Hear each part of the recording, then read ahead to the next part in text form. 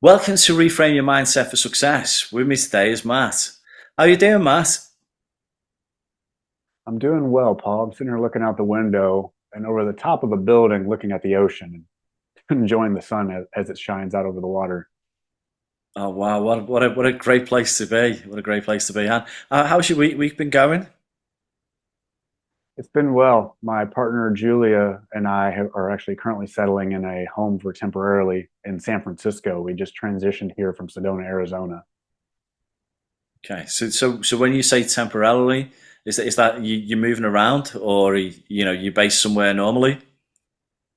I'm not based anywhere normally. I live a bit of a, I guess the word these days is nomadic lifestyle.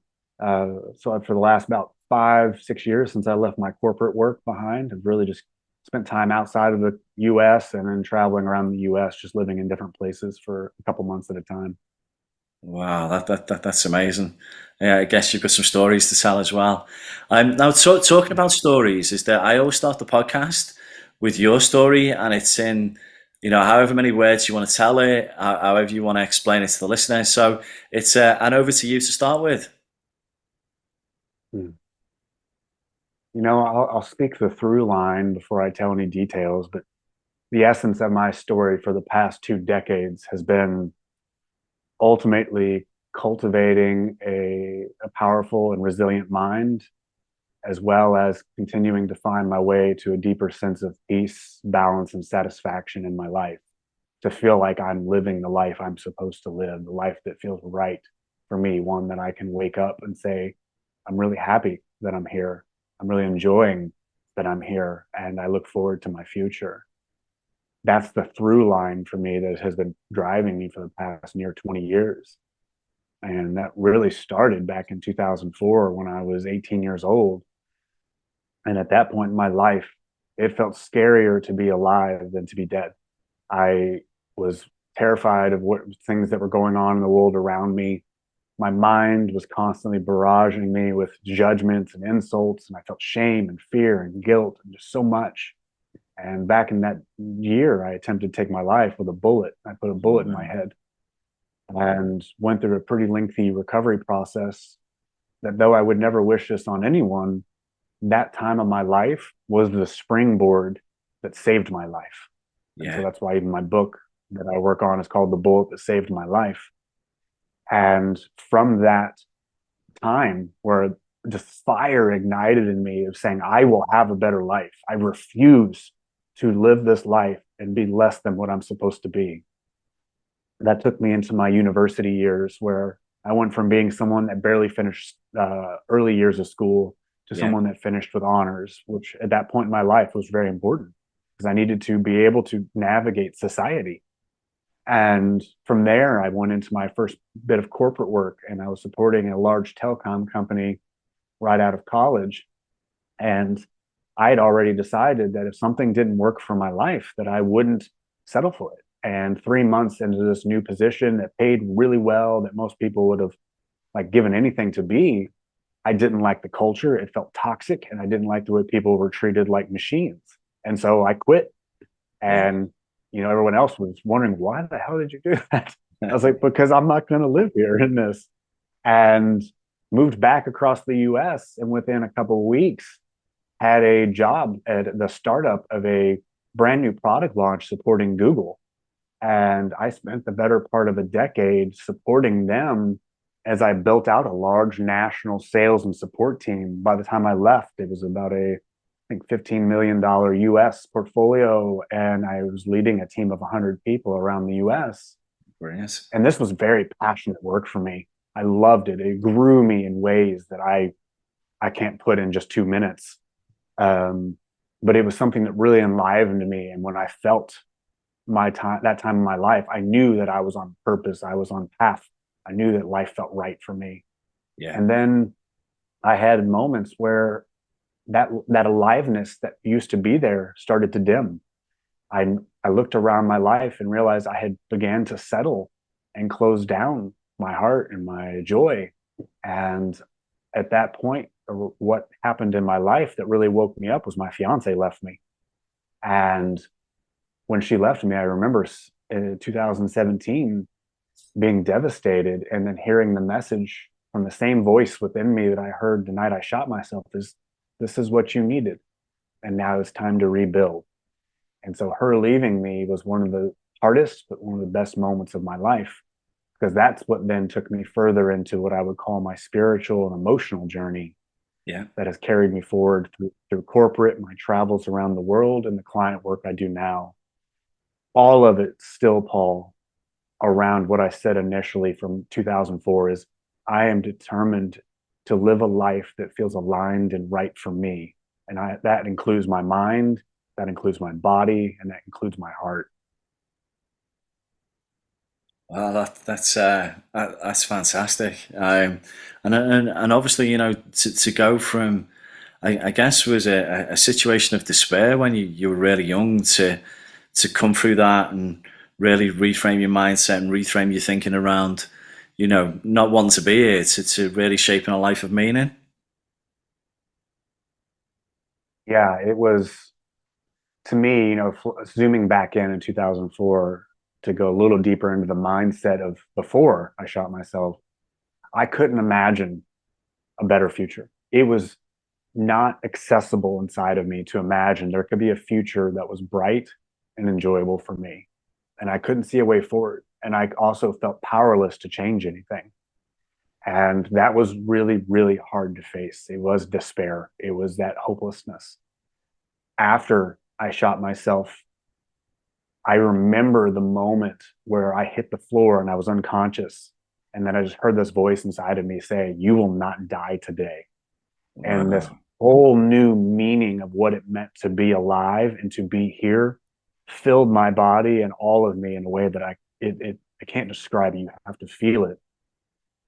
And that was the moment that birthed inside of me this idea that my life can be something. My life can matter to me. My life can be enjoyable. And that has been pulling me forward for nearly 20 years. Gosh, I mean, that's just incredible. I mean, I don't know how many people who shoot themselves and can actually live to tell the tale, but to be in such a place, to now be in such a positive place, and as you're saying, aligned to your values and living the life of congruence in the sense of the way that you want to live your life, is a nice place to be. Now, to go from a corporate life, and obviously there's been some adventures in your corporate life to now being what is, just moving around from place to place. How did you get from what would be, say, the normal life that people live to doing what you do now? uh, a story I'm reminded of in this moment, Paul. I was about in my about last year of corporate, and this is kind of a catalytic experience for me. Yeah, This was a year after my fiance left, and after my fiance left, I really began to question, what am I doing with my life? Because I had a period where I kind of got comfortable. I started to settle into what I thought I was supposed to do with my life. I'm supposed to be married. I'm supposed to have kids. I'm supposed to have this white picket fence American dream vision. yeah, And what I realized, but was ignoring, it was a message that I kept receiving, but kept suppressing, was, that's not my life. That's not what's right for me. And I ignored it for a while. But after my fiance left, I had to stop ignoring it, because I couldn't not face it anymore. And so that really took me on a path of beginning to connect with what purpose means. What does it mean to have a meaningful life? What's meaningful to me? yeah, What's the impact I want to have with my time here? And I remember a year after that started, after she left, I, I'm leading this team and I'm working at a place and supporting a place that most people would want to work for. Most people would want to work for, or many people want to work for. And yet I had the hardest time letting myself go, I don't want to be here anymore, because all my mind kept telling me was, you should be happy. You should be thankful you have this. People would die to have this. And so I yeah. kept trying to suppress and shut down that I desired something different. And, but I couldn't ignore it. And so I did something, uh, not too out of the blue for me, but yet out of the blue for me, was travel was something that I had been denying myself for a long time. Desired it, but always found excuses why not to do it. And I put a few country names in a hat and drew one, and it was the Philippines. And that Brilliant. night, I booked a trip to the Philippines and built up a an out of office plan for the VP I reported into. Sent him a message and called him and said, "Hey, I'm going out of office, and here's the plan." Yeah. And made my way to the Philippines. And just to zoom in, I have a moment. I'm sitting at the uh, picnic table at a hostel in the Philippines, drinking coffee. Sun's bright. You can imagine the warm sun on your skin. You're Yeah. drinking your morning coffee.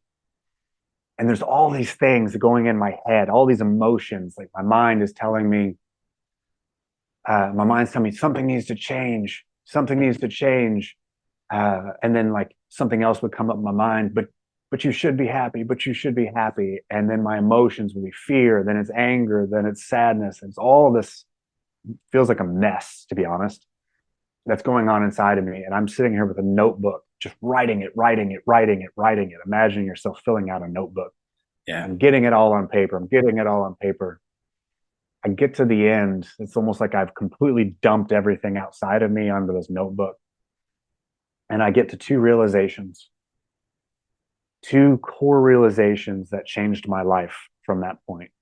The first one was the realization and acceptance that my corporate career served me to create the skill sets and the financial capacity to go into a different type of lifestyle. If it were not for that, nothing else would have been possible beyond. And so it was a moment of just pausing in deep gratitude for the years I had spent in corporate because it served me so well. Brilliant. And dot, dot, dot, the next realization came in and said, and it's time to let it go. And that was the realization that really opened up the door for now, well, what's next? And that was the one that I had to bring home with me and begin to live it. I had to begin to actually realize what it meant to let it go and what was trying to surface in my life. Like your last guest, Luke Iorio, talked about, I had to give space and time for life to show me what needed to come next. And that was what I had to come home and do. And that ultimately led to me really going full time into running the business I now run. And it led to me selling everything and cashing out my savings, my 401k for America, and that's in America, and traveling. And it's something that wasn't conventional at all, but I there was no part of me that was willing to keep living in a small, comfortable box. Well, that's it. That is amazing. There's a couple of things that really resonate there. Firstly, I guess when you get to that point when you're writing everything down, it's sometimes like we have to listen to our own soul, and if we do, then it'll actually give you the answers that you're looking for. I do think quite rightly, this piece around we can be living other people's dreams instead of our own. And this kind of concept of, do you know what? If you, we have this thing now with the superheroes and the multiverse. And if you could imagine that there's a multiverse of lives that you can possibly live, and the amazing thing is that you get to choose. I just think that you can choose the life you want to live if you really do listen to what you really want. But as you say, to be able to do that, it's letting go of those norms that we're associated with and we're conditioned by in life, which can be really difficult to do. So that's fascinating. And do you know what I do here when you're talking, Matt? Is I hear you're very, very grateful. You sound that you've got an attitude of gratitude. Would that be right? Yeah, it's been a long journey from where I was 18 years ago, and I'll be honest, it's taken me a long time, most of the 20 years or the near 20 years, to actually start feeling grateful. Because for so long, I was just trying to feel okay, because life felt really hard for me. And so now I feel very, very grateful for each day that I have. So from and as you know, the podcast around reframing your mindset, and to say that life was difficult for you to the point that you're now in a much better place. If you were to say, why has mindset been important to you, or why is mindset important to you now? Why would that be? Before I answer that, and I'm happy to, I'd love to ask you something. You were talking about the importance of letting go of the cultural norms Yeah. so that way we can start to connect into and choose the dream we want to live. What's our life? And something tells me you've walked that path quite a bit, Paul, and I'm curious what's helped you with that. Yeah, I think for me, my father played a massive part in my life. Sadly passed away about 7 years ago. And when he did, and I was at his funeral, and I saw the legacy that he left, it really resonated with me around what was the legacy that I wanted to leave. And legacy, you can achieve that in lots of different ways. I think the other thing as well, one of the things he always said to me is that you're not better than anybody else, and they're not better than you. And I really felt grounded in a sense of, you don't really have to be what other people want you to be. You can be what you want to be at the end of the day. And I think that you've got to really sit down, and it's a little bit like that. I remember reading a book called Soul's Code, I think it was called, and well, the Soul's Cause. And there is that part of you that you can just go day by day doing stuff if that's what you want to do, and living a life that, well, everybody lives in some respects. Or you can really listen to your inner self and become more attuned to what it is that you really want from your life. And for me, if you don't try to do these things, if you don't put yourself out there, if you don't step out of your comfort zone, if you don't do those things, at some point you're going to regret it in life, and you're not going to have the time left to do it. So I think that I've always forced myself into new situations and doing things that will either make me feel uncomfortable, and man, if it does make me feel too uncomfortable, then you can move back towards comfort. Or do you know what? When you feel uncomfortable, you find that you grow and that you stretch, and you become so much better for it.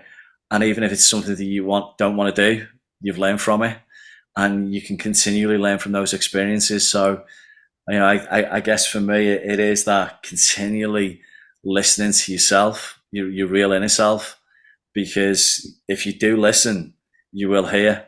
I hope that makes sense, Matt. Yeah, I was sitting here writing down something to speak out loud. Give me 2 seconds. Just continually listen to inner self, and I love that. And there was two things that came from what you were sharing. One was about the discomfort and how that grows you, and there's so much truth in that. And I really love the saying. I don't remember where it came from, but is the path to living the most aligned life for ourselves is getting comfortable with being uncomfortable. So can Yeah, I become comfortable with this idea and notion of I'm going to be uncomfortable sometimes as I do this? That's one piece. And then the other piece, and this is where it's important from a mindset standpoint, is our minds do a good job of regulating um, our lives so we don't go too far out of our current capacity. And what I mean by that is if we go too far into our discomfort, we can cause ourselves harm, the reality. Uh, we may learn a lot, but it could be something that long term, it takes a lot longer versus one thing that I like from a practical standpoint is, either one of two things. What does 5% growth feel like today? What yeah, does leaning beyond my edge look like today? Or, what's the next accessible thing that will grow me? Something like that. yeah, Because what we want to find is that balanced, sustainable way of stepping out of our comfort so that we are making change. We're not staying still if that's what we choose and want, but we're not going so fast and so far that we actually create something that can sabotage us. And the other piece now that of what you said was the continuing and listening to inner self. And I don't know if you want to go far into this, but one of the biggest parts of my journey, Paul, has been how do I come into a closer connection and relationship with what I would call my innermost self? that voice of wisdom, that voice of guidance, that is not my mind chattering all day about I need to do this and I need to do that and I need to make money and I need to take out the trash and all this and that. But that innermost self that says, this is right for you. This is what's next. This will support you. This is who you are. And cultivating that connection, to me personally, and I love that you brought it up because it's clearly important to you, has been one of the most important pieces of living the life that you can be grateful for because it feels right for you. Yeah, absolutely. I literally was what really sprung to my mind is that for me is that in any given moment I can sit down and really stay grounded in a sense of what I'm grateful for. So, you can have all the money in the world, you can have the biggest car, the biggest house, it doesn't make you happy. And to have a family, to have a nice home, to have a car, some of these simple things that, you know, that can just, you can be grateful for every single day. I don't crave more than what I've got a lot of the time because I feel like I've got a lot that makes me happy.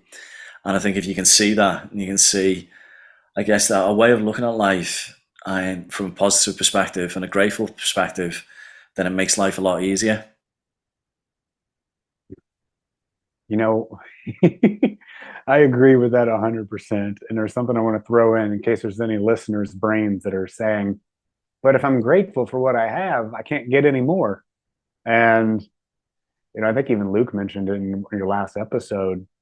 Um, it's funny is that when we can come into balance and enjoy and appreciate what we have already and find a way to be grateful for the health that we have, the money that we have, the family, the body, all those things, as we can feel that gratitude, it can be something that actually opens us up to receive more in our lives, receive more love, receive more connection, more money, Totally. more enjoyment. And another thing for me is around a massive believer in the law of cause and effect. And Mm. if you're in a grateful place, you're in a positive place. The law of cause and effect for me says that what I give out to other people and what I put out into the world at some point will come back to me. And it doesn't have to come back to me straight away. But if you put positive intentions out into the world, positive actions, you support people, you help people, to me at some stage, a lot of people, unfortunately, they want to take action and they want to see results straight away, straight away, straight away. My viewpoint is that, a lot of what you do in life, if you're patient at times, then it will come back to you because the law of cause and effect. And it's a little bit like having the understanding that you said is that a lot of the work that you did in your corporate life, you might not have been thinking at the time was going to give you the life that you're living now. But actually, that's what it did. You put the causes in motion. And sometimes you don't see what the effects are, but they come to you at a later point in life. And that for me is having an appreciation of being able to step back and go, I can be patient. As soon as I'm doing the right things and I'm being true to myself, then life will. And it's the old Jurassic Park saying that I love films, is life will find a way and it'll find a way for you. Yeah, I love that. I'm writing that one down. Life will find a way for you. So true. You know, there's one more question I had. If you're open to answering it, I'm happy to answer it too. Is, so much of what we're talking about here is people having the mindset. We're also talking about having the connection with that inner self. We're also talking about taking the daily actions that feel most aligned, that support what life is trying to show them is next for them. And I'm curious for you, Paul, how do you personally experience or know or discern the difference between what is your innermost self versus what is not? Yeah, that's a great question. I think that you've got to have a level of self awareness, and I think that when you're being true to yourself, you just know it's a feeling. It's compared to when you're not. We can all get a little bit tired at times. Maybe a little bit stressed, and it's appreciating that that's okay. That is okay. And understanding that you can't be your best self all the time. I mean, I wake up in the morning and think I'm going to try and play from a 10 today, and be a 10 out of 10 if I can all day, knowing that some days I can't be a 10. So, I might have to be the best days I can possible. It's just having that level of being able to listen to how you're feeling and what you're thinking, and having an understanding of who you really are at the same time though as well. And I think you've got to be able to pull yourself up. So, if you are acting out of character, then being able to have that level of self talk with yourself, which is self talk, isn't it? You recognize that you're being out of character, you maybe not behaving the way that you should be. But at the same time, we're all human, and it's okay to be vulnerable. It's okay to be real. As soon as you're not hurting other people, that's the big thing for me. Is that, are your actions one of good intention? And if you've got actions that are full of good intentions, then yeah, you can have an off day, you can have an off moments. It's the intentions that count at the end of the day, and we all make mistakes, and we're allowed to make mistakes and learn from them. But what we should do is, any mistakes that we do make is just to learn fast. But once again, I go back to, you'll know. There's a lovely saying around being a service to yourself, and if you're being a service to yourself, you'll be a service to other people.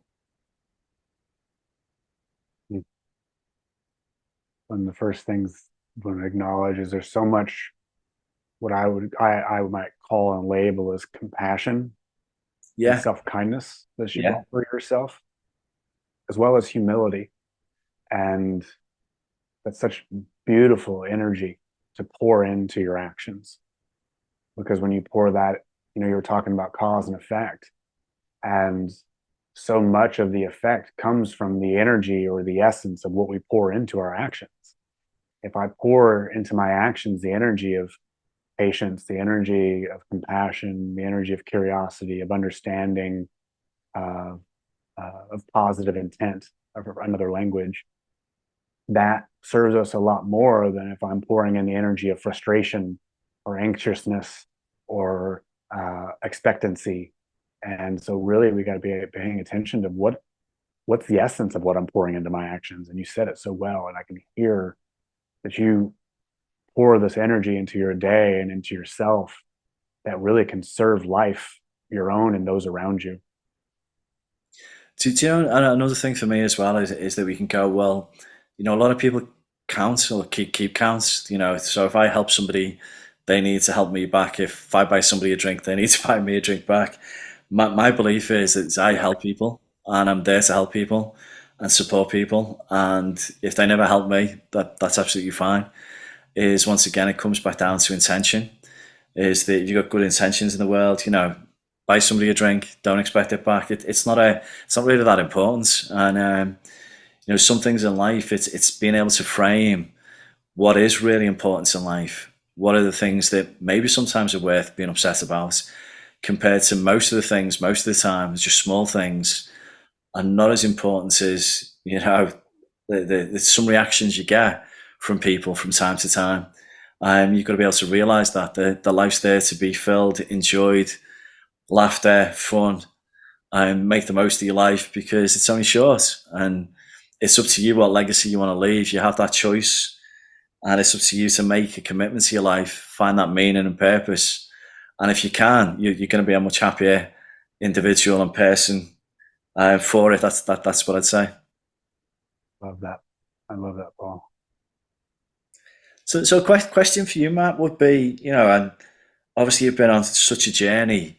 Um, who's actually helped you through it? Has it been your internal self? Have there been any people who have come into your life at the right time? Has it been a book or an experience? Just curious as to what help you may have received. It's been all the above. Yeah, And one of the things that I really continue to pay attention to and get present to is and learned through all these events, from my attempted suicide, through that recovery, through university, corporate time, my fiance leaving, traveling, running a business, everything, is that every single day, every single moment of my life, every single moment, including this one, there is always something available for me to discern and learn that can show me something that supports my life. yeah, And I'll give an example. You spoke, what is really important in my life? And when I heard you say that, my inner self, my inner teacher, my inner guide goes, that's an important question for you to answer today. And so I wrote it down and circled it because I'm going to answer it later today because I'm in an important time right now where actually I'm in transition and I'm re-answering some of these big questions. And so you just offered something that was useful for my life and you didn't even know it. And that's really what I pay attention to.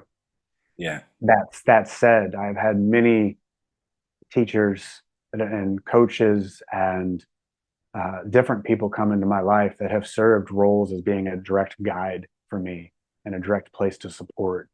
And some of the most valuable experiences for me are the places where I get a chance to process and express myself in a way, not so much that someone's fixing something for me or telling me what to do, but where I have a chance to be witnessed and heard in what I'm experiencing.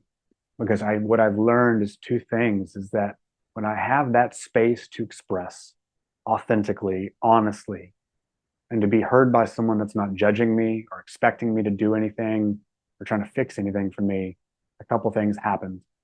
I connect with and say things that I didn't know were there for me. And I tend to always find my own answers. And those all mixed together, paying attention to the present moment, having spaces for that, and cultivating the connection with my inner teacher, which is a feeling for me too, is what serves my life the most. Yeah, it's so much so that you can really tap into the power of your unconscious mind, your subconscious mind. If you're willing to ask yourself the right questions, the answers do lie within. Yeah, powerful. It really is powerful stuff. So on your Yeah. your journey, Matt, I do ask, have you had any what might be funny stories that you could tell, or anything that comes to mind that has been quite funny Hmm. along the way? Well, I'll say first that just like I said in a group call that I'm co-facilitating last night, though we're doing serious work, meaning we're focusing on helping you build and create the life that works for you, Yeah, if we take it too seriously, we're going to miss the point. And so it was about really the message of, can I find humor in being devoted to living my best life? Can I find humor in my daily life so it doesn't have to be so serious? Because in humor, we tend to find more wisdom than when we're serious.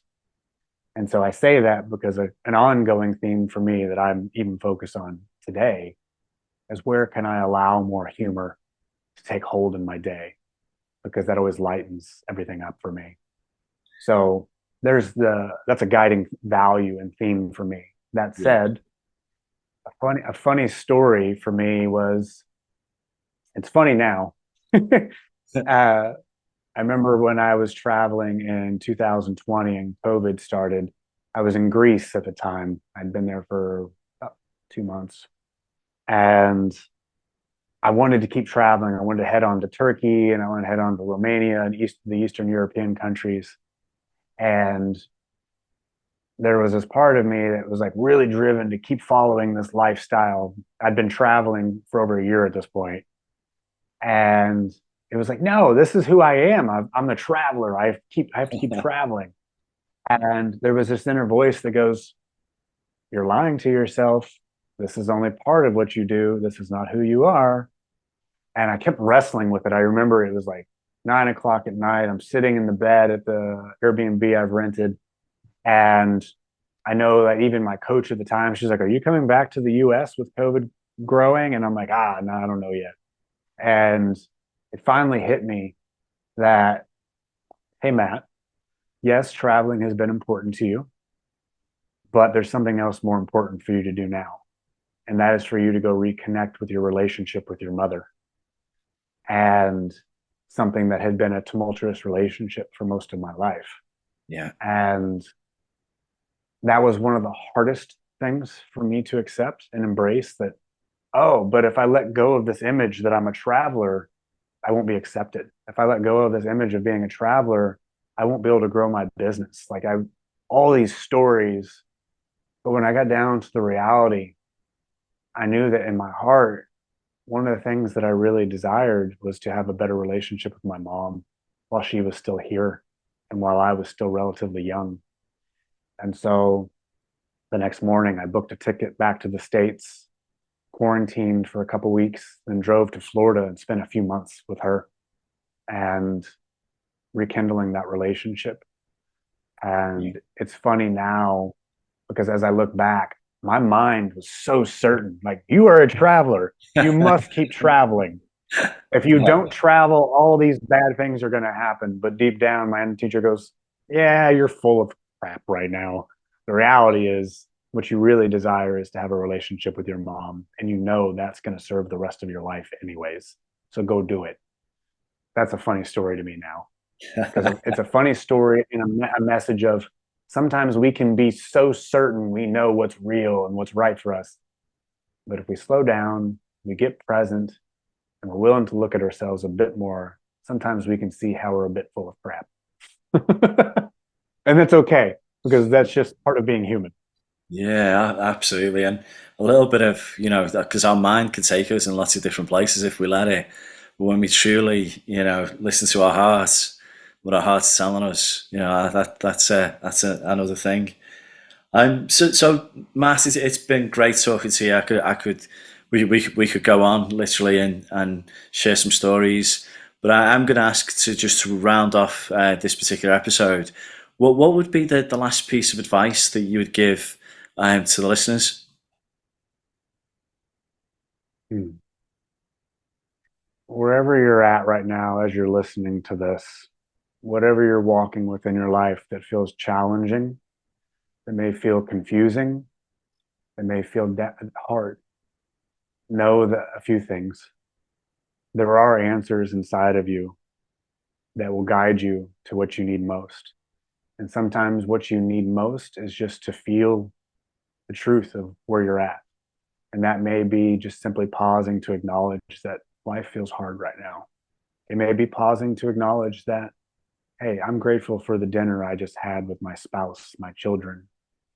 Wherever you're at, know that pausing and asking yourself, what is present for me right now? That question alone, if you will ask, what's present for me right now, is a door opener that you can use at any time to then ask, what's next for me from here? Brilliant, great advice. Love it. So Matt, thanks very, very much for coming on. I really appreciate it, and thanks for sharing your story as well. So many thanks. I'm sure it's going to add lots of value to those that are listening to it. Thank you again for having me, Paul. I'm really grateful to be here today.